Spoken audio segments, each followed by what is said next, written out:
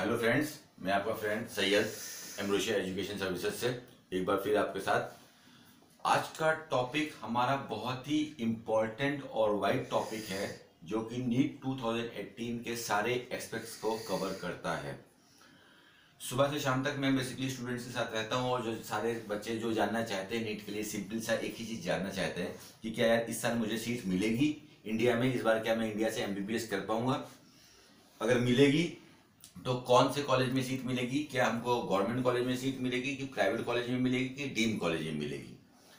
तो इसके बारे में रिसर्च करने के बाद मैं और मेरी टीम ने इस कंक्लूजन पे पहुंचे हैं कि कौन से वो बच्चे होंगे जिनको 2018 में सीट मिलेगी और किस बैकग्राउंड पे सीट मिलेगी। कि background I mean to say that कि आपका स्कोर क्या होना चाहिए, आपकी मॉनिटरी कंडीशन क्या होनी चाहिए। तो इसको ध्यान से सुनिएगा। देखिए, अगर इस चीज को समझना है तो सबसे पहले हम लास्ट ईयर का डाटा उठा के देखते हैं 2017 का। 2017 में नीट यूजी में अराउंड 11.25 लाख बच्चों ने 11,25,000 बच्चों ने नीट का फॉर्म भरा था, एप्लीकेशन फॉर्म भरा था। उनमें से आपको 59,000 बच्चों को, अराउंड 60,000 बच्चों को इंडिया में सीट मिली, बिकॉज इंडिया में जो total number of MBBS seat है दैट इज ओनली 59,000। और इस साल का जो स्टैटिक्स निकल के आ रहा है, जो हमारे एक्सपर्ट से अभी तक हम लोग को पता चला है कि अराउंड 12 लाख बच्चे जो है इस बार एमबीबीएस का फॉर्म भरेंगे, यानी कि नीट यूजी का फॉर्म भरेंगे, जो कि आपका 31 जनवरी को आ रहा है, 31 जनवरी। तो हम ये जानना चाहते हैं कि कौन से वो बच्चे होंगे। तो फर्स्ट ऑफ ऑल अगर आप ये देखते हो कि 12 लाख एप्लीकेशन जा रहे हैं, तो 12 लाख एप्लीकेशन में जो सीट मिलेगी वो केवल 60,000 बच्चों को ही सीट मिलेगी, बिकॉज जो टोटल नंबर ऑफ सीट है सब कुछ मिलाते हैं, गवर्नमेंट को, प्राइवेट को, सबको, तो 60,000 सीट ही आती है। तो वो 60,000 बच्चे हो गए जिनको सीट मिलती है। तो इस हिसाब से जो हम प्रोबेबिलिटी देखते हैं, जो रेशियो देखते हैं पर स्टूडेंट, तो 5% student, only 5% student were the lucky student जिनको इंडिया में एमबीबीएस करने का मौका मिलेगा।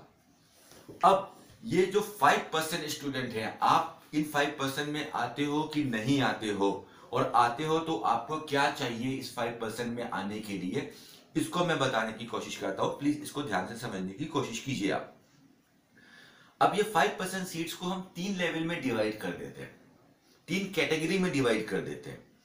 First category is the creamiest category, जिसको हम बोलते हैं government colleges, because government college है, रिसर्च इंस्टीट्यूट है, पुराना कॉलेज है, फीस भी नहीं है, स्टाइफेंड भी ज्यादा मिलेगा, पेशेंट ही फ्लो है। तो पहला जो आदमी जाना चाहता है गवर्नमेंट कॉलेज में, तो कौन से वो बच्चे होंगे जो गवर्नमेंट कॉलेज में एडमिशन ले सकते हैं।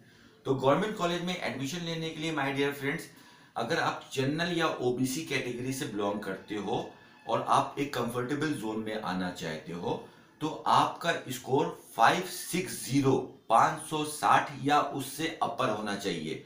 580, 600, 610, 650, 693 लास्ट ईयर का हाईएस्ट गया था। तो अगर आप 560 के ऊपर का स्कोर लेके आते हो तो yes, you are eligible candidate for the government medical colleges. अगर आप SC ST से नहीं, आप जनरल या ओबीसी से बिलोंग करते हो, उसमें 2 कैटेगरी मिलेंगी आपको आपके स्टेट से। आप जिस भी स्टेट से बिलोंग करते हो, आपके स्टेट में 85% की वेटेज मिलेगी, और रेस्ट ऑफ इंडिया में, अदर स्टेट्स में 15% का ऑल इंडिया कोटा AIQ मिलेगा आपको, this is all India quota.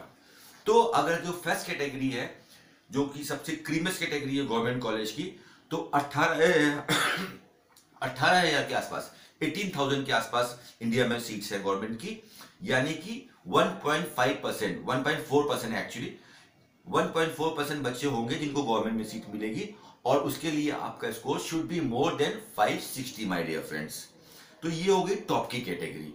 अब ये आप बेटर समझते हो कि आपका स्कोर अभी कितना आ रहा है आपके मॉक टेस्ट में, आपका लेवल क्या है, कि आप इन स्टूडेंट में आते हो कि नहीं आते हो।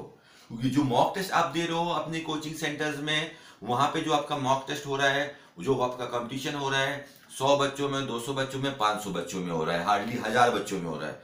लेकिन जो आप नीट का जो यूजी का टेस्ट दोगे, वहां पे आप कंप्लीट करोगे विद 12 लाख स्टूडेंट।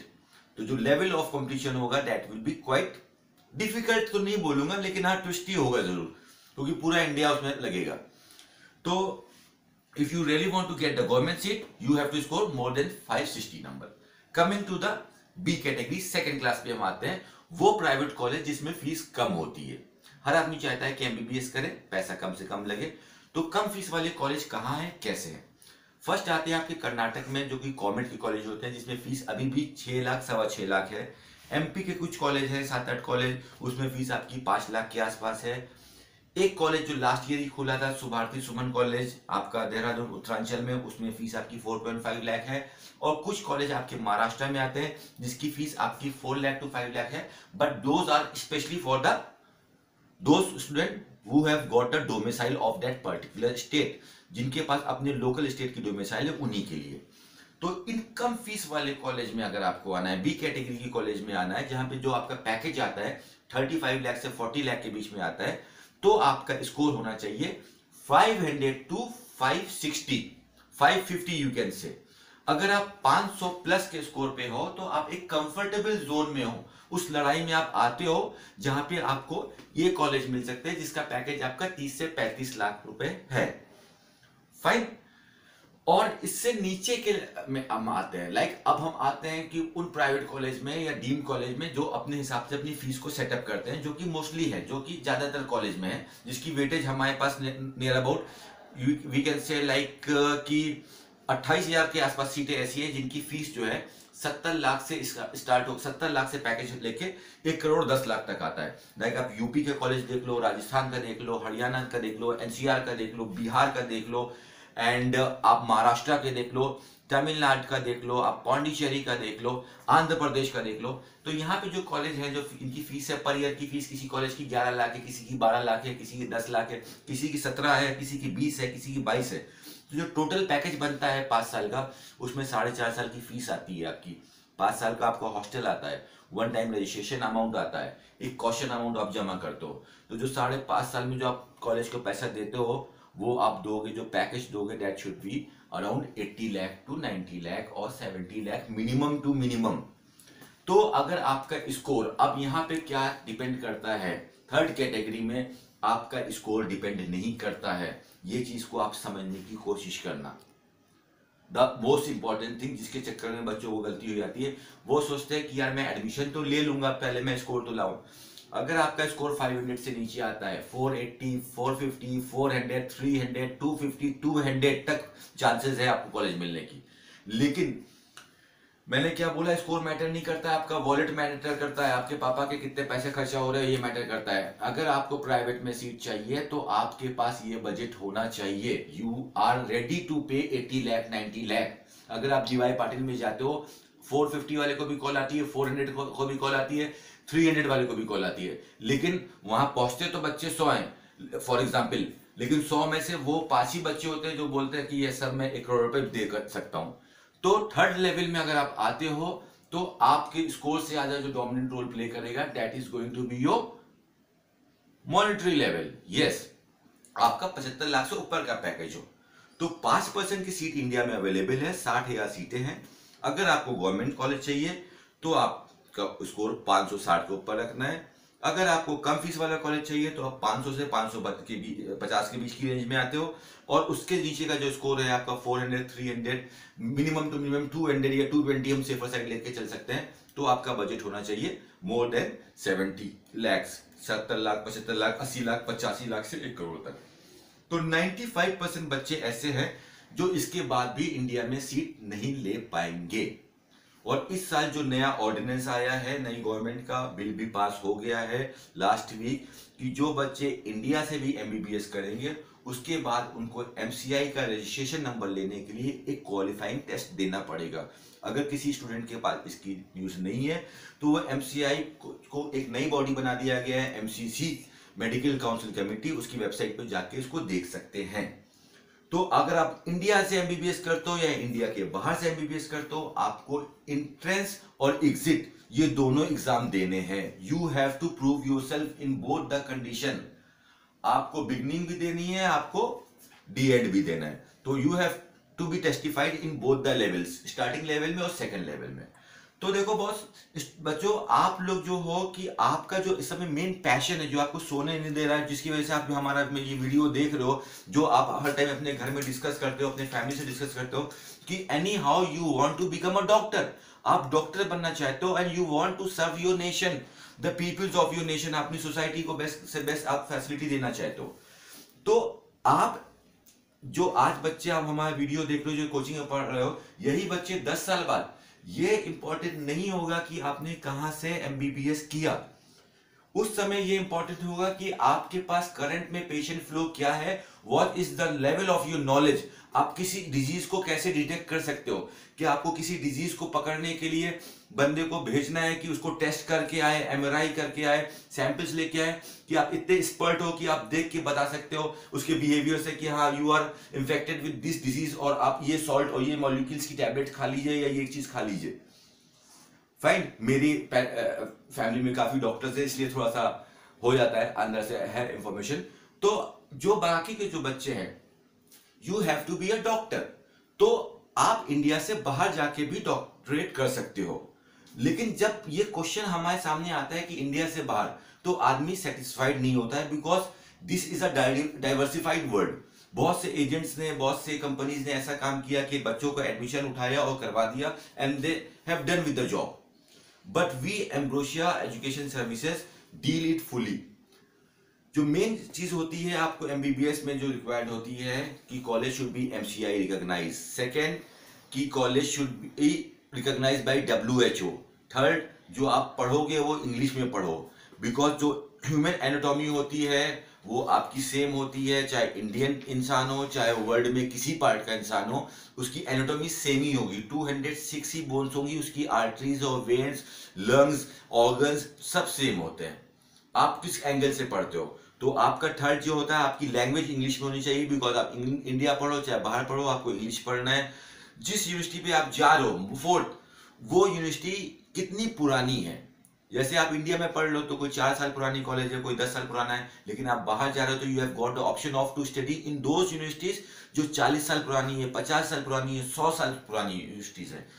फिफ्थ, जिस कंपनी से आप अपना काम करवा रहे हो वो गारंटी ले कि वो आपके साथ 6 साल तक बॉन्डिंग में है। हम लोग क्या करते हैं, हम लोग यहाँ से बच्चों को पहले सब बताते हैं कि ये यूनिवर्सिटी इतनी साल पुरानी है, इसके ये मेरिट्स हैं, आप वहाँ पे जाओ अपनी स्टडी करो। और जब आपका एक सेमेस्टर हो जाता है, 9 मंथ्स हो जाते हैं एक सेमेस्टर के बाद, उसके बाद हम लोग आपको लाइव वेबिनार देते हैं और आने के बाद जो टेस्ट होता है आपका यहाँ पे FMGE, उसकी तैयारी आपको अभी से तैयारी करवाते हैं ऑनलाइन। होता क्या है, बहुत से बच्चे बोलते हैं कि यार मैं बाहर जाऊंगा वापस आऊंगा इंट्रेंस टेस्ट नहीं पास कर पाऊंगा, बिकॉज ये डाटा मार्केट में अवेलेबल है। ये बच्चे क्यों नहीं कर पाते हैं एग्जाम को पास, उसको किसी ने समझने की कोशिश नहीं करी। वो इसलिए नहीं पास कर पाते हैं क्योंकि वो बाहर जाते हैं और बाहर जाके 6 साल मस्ती से अपनी पढ़ाई करते हैं। 6 साल बाद आने के बाद वही जो आपके 19 सब्जेक्ट होते हैं इंडिया में एमबीबीएस के, 15 क्लिनिकल होते हैं, 4 नॉन क्लिनिकल होते हैं, उस 19 सब्जेक्ट का आप एक ही दिन में 4 घंटे में एग्जाम देते हो। तो पॉसिबल कैसे है बॉस आप पास हो जाओगे? आप 6 साल गए, आपने एमबीबीएस की पढ़ाई की, आपने मस्ती करी और आप सोचोगे कि 1 साल कोचिंग कर, 1 महीना 2 महीने कोचिंग करके हम उसको पास कर दे। आप जो 20% पास हो रहे हैं वो भी भगवान की मेहर है, मैं तो बोलूं 10% पास होना चाहिए।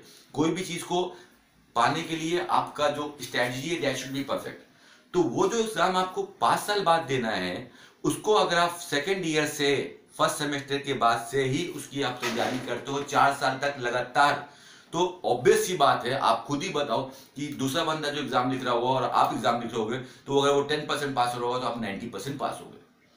कोई भी चीज डिफिकल्ट नहीं है वर्ल्ड में अगर आप उसको सही से एनालाइज कर सको। यही आप डॉक्टरी में भी करोगे। और नया जो रूल आया है, अमेंडमेंट आया है, उसके लिए ये भी है कि जो बच्चे अब इंडिया से बाहर भी जाएंगे एमबीबीएस करने के लिए, उनको भी एमसीआई ये आपका नीट का एग्जाम में क्वालिफाई होना पड़ेगा। तो जो बच्चों, उन बच्चों को मैं बोलना चाहता हूँ जिनको लग रहा है कि यार मेरा स्कोर अभी एलिजिबल नहीं होगा या मैं एलिजिबल हो भी जाऊंगा तो मेरे पेरेंट्स 70 लाख 80 लाख रुपए नहीं खर्च कर सकते हैं, they can spend only 20 lakh 30 lakh 25 lakh rupees, तो आप हमसे कांटेक्ट करो। हम आपको proper as a parenting company आपको गाइड करेंगे कि आपके पास अभी जनवरी के भी बैच के स्टूडेंट भी चल रहे हैं, फरवरी के भी बैच है और आपके मार्च के भी बैच है। आप यूक्रेन में जा सकते हो जहाँ पे 100% इंग्लिश में कोर्स होते हैं, नो अदर लैंग्वेज। वहाँ पे यूनिवर्सिटीज आपको मिलेंगी 70 साल पुरानी, 80 साल पुरानी यूनिवर्सिटीज। फिलीपींस का ऑप्शन है हमारे पास अभी ओपन में, जॉर्जिया का ऑप्शन है, आप वहाँ पे जा सकते हो। We will monitor you properly. आपका टोटल पैकेज 25-30 लाख 35 लाख रुपए में अलग अलग कॉलेज होते हैं, जिसमें आपकी पूरी 5 साल की फीस आ जाती है, हॉस्टल आ जाता है, आपका एकोमोडेशन आ जाता है, आपको भेजने का फ्लाइट का खर्चा, आपका वीजा का खर्चा सब आता है। हाँ, जो कोचिंग का जो आपको मैंने बोला है उसका अलग से 70,000 रुपीज ईयरली चार्ज होता है जब आपके ऑनलाइन वेबिनार स्टार्ट हो जाएंगे form after your first semester के बाद। फर्स्ट सेमेस्टर के बाद हम लोग इसलिए देते हैं क्योंकि एक सेमेस्टर बच्चे को लग ही जाता है, नई जगह जाता है, एडजस्ट होता है, फिट होता है, उसके बाद, वरना हम चाहे तो स्टार्टिंग से दे सकते हैं, लेकिन एक सेमेस्टर का टाइम इसलिए देते हैं। तो अगर आपको इंडिया में सीट चाहिए, अगर आपके पास कैसा भी कोई भी प्रॉब्लम है, कोई भी डाउट है, मैं अपना एक नंबर भी छोड़ूंगा इस वीडियो में, आप मुझसे कांटेक्ट कर सकते हो। मेरा हेड ऑफिस दिल्ली में है, ब्रांच ऑफिस पुणे में भी है एंड लखनऊ में भी है, आप मुझसे कांटेक्ट कर सकते हो। और अगर आपको इंडिया के बाहर के भी गाइडेंस चाहिए तो आपको 100% ऑथेंटिसिटी के साथ और लीगैलिटी के साथ इंडिया के बाहर के लिए भी गाइड कर सकता हूँ। And all the very best students. 5% seat है इंडिया में, लेकिन पॉसिबल नहीं है, वो 5% भी इंसान ही लोग आएंगे, अलग से कोई नहीं आएगा, तो आप भी वो इंसान बन सकते हो। अपना जो कंसंट्रेशन लेवल है उसको बढ़ाइए, और जो आप पढ़ाई कर रहे हो उसको थोड़ा इंटरेस्टिंग बनाइए। कुछ जो भी चीज ज्यादा पुरानी हो जाती है तो उसको पसंद नहीं आती है, तो जो आप पढ़ रहे हो उसमें जो बोरिंगनेस लगती है उसको ट्विस्ट बनाइए। वो आप हमेशा खोलोगे कि डायरी खोल के बैठ गए पढ़ने लगे, वो आपका कमांड एक्सेप्ट नहीं करेगा माइंड। आप ऑनलाइन स्टडी कीजिए, फोन को ज्यादा से ज्यादा यूज किया कीजिए अपनी पढ़ाई के लिए। फिजिक्स केमिस्ट्री बायोलॉजी के अलग अलग लेक्चर्स देखिए, इसके साइंटिस्ट के बारे में देखिए, और फिजिकल रूप में देखिए फिजिक्स क्या होती है। जो आपका सबसे टफ जो टॉपिक है physics, physics is involve everywhere. हवा चलती है, सूरज निकलता है, स्टार्स निकलते हैं, सब एवरीवेयर फिजिक्स इज इन्वॉल्व। इसको अलग टाइप में देखिए। तो all the very best student. आपको वीडियो अच्छा लगा हो तो अपने दोस्तों तक भी इसको शेयर कीजिए, और कोई भी डाउट हो तो आप हमसे पूछिए। Okay, thank you student, thank you.